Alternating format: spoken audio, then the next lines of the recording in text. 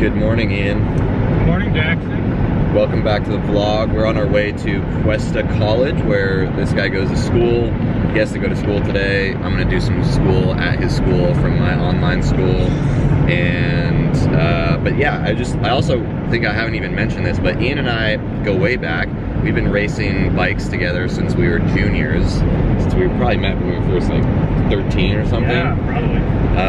And yeah, so we've been racing together for like 9 years. Obviously I don't race anymore, but also a fun fact about Ian is he's been vegan since birth. How crazy is that? He's never eaten meat in his life. And so yeah, both of his parents are plant-based, and it's super fun to hang out with them, and it's just great to be here. But yeah, it's gonna be a pretty chill day today. But guess who's checking in from Palm Desert? It's Aaron. Tis morning here in Palm Desert, headed to a classic running spot, the old Bump and Grind Trail. So the Bump and Grind Trail climbs about 3/4 of the way up that first hill you see there, and then it extends laterally in both directions for many miles. So it's actually a great trail system to do some climbing, descending, and get some flat on. But it's very exposed, so as soon as the sun comes up, it's just brutally hot. So I'll be headed up to the top of that little bump there, and then I'll be grinding over for quite some time. You can see the switchbacks over there. It kind of goes behind those hills. Gets up pretty high though. I love it.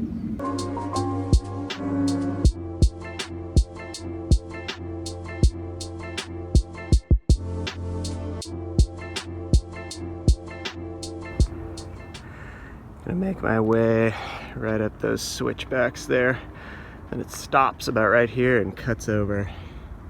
So I'm making my way up the first set of switchbacks here. You know, even going out for an hour out here, I bring water. It's hard enough to stay hydrated just at home, drinking, like doubling my water intake. So I always bring water. It's the desert, man. It'll zap you.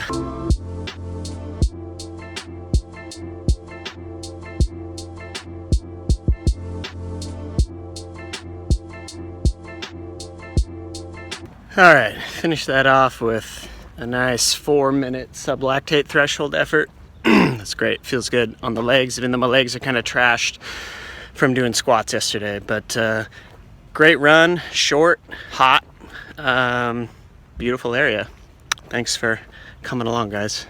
Can't wait to see Aaron in just a few days in Palm Desert. Really excited. It looks like a beautiful part of the country, and we're gonna do some sweet running there for sure.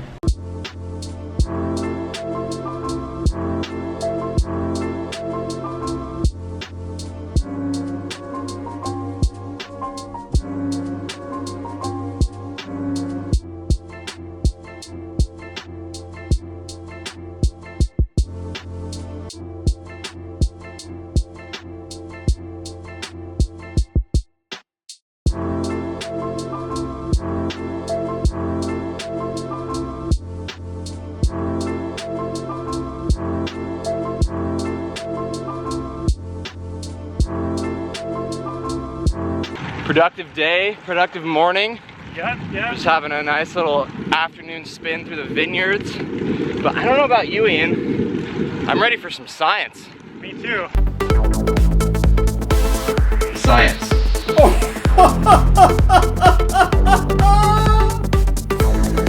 Science. Science.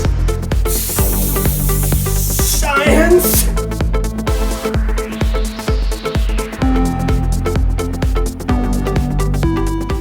You like this, Jackson? You like this setup? Just felt right this morning. Felt good. I like it. All right, guys, let's talk about nutrition and mental health.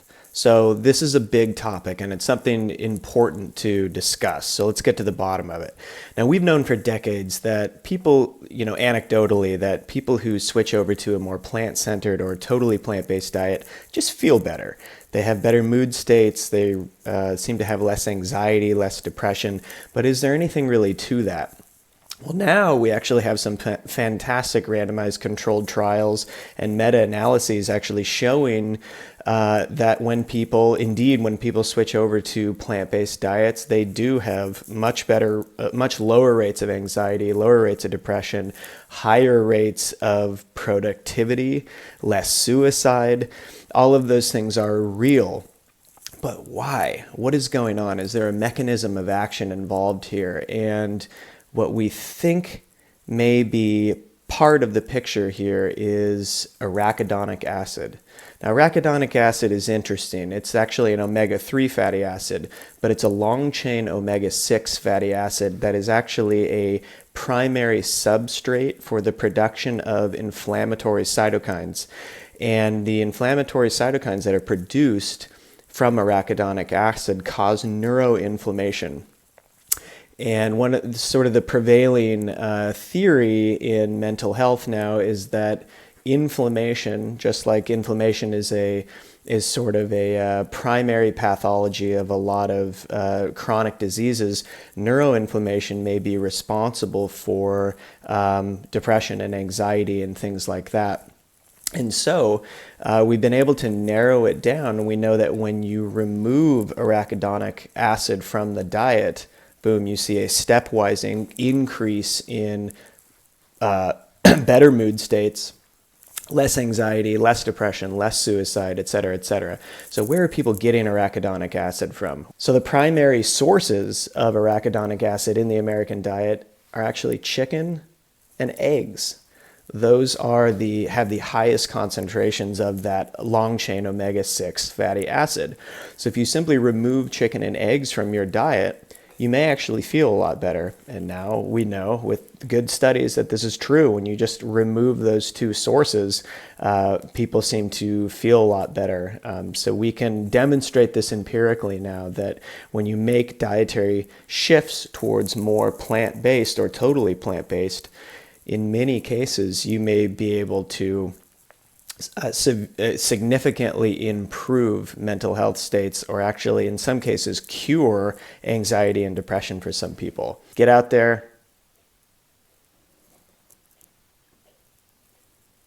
Get out there and eat those plants. So yeah, give this video a thumbs up if you want to see Aaron more in the videos and the vlogs. I'm trying to get him to send me little clips like you saw earlier, as well as do more science nuggets. So leave a comment, tell Aaron how much you love him, and we'll try and get him in here some more.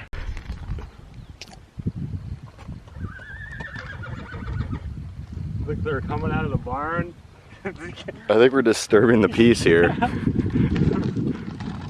Look at that. Out for a little pre-dinner Stroll. dusk stroll hike up in this what is this thing? What is this place called? This is Islay Hill. Islay Hill. Right behind the house. Yeah, this house is like right over there. This is the last of the 9 Moros, chain of volcanic necks. So is this a volcano? Yes, the volcano. What? So those are also Moros, volcanoes. Are those like, are there Moros out there? No. The Moros are all out that way? In a line all the way to the ocean that way. Wow, volcanoes.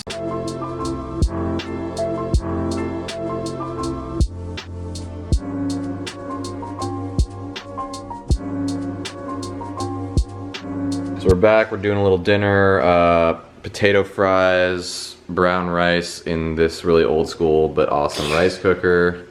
What else we having? We're cooking up some tofu. Nice. Doesn't that have too much estrogen though? Isn't soy bad for you? Yeah. I don't know.